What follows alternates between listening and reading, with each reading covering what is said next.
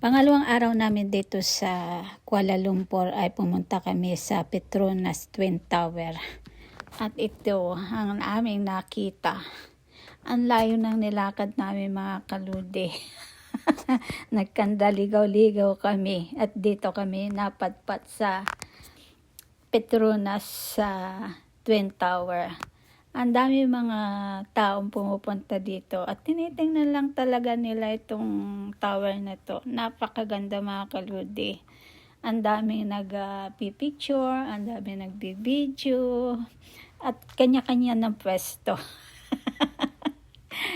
Excited naman ako na videohan din ito kasi syempre bilang first time dito sa Malaysia ay kailangang makakuha tayo ng video. Di ba? So, memories na rin ito ng pagpunta ko dito sa Malaysia. Nag-enjoy naman ako sa pamamasyal dito sa Kuala Lumpur at ayan, pag-alagala kami. Ang kagandahan lang mga kaludi ay may init, hindi siya maulan nung pumunta kami dito sa Kuala Lumpur. At nakakapaggala kami kung saan-saan. Lakad lang mga kaludi. Yun ang trip namin ng asawa ko.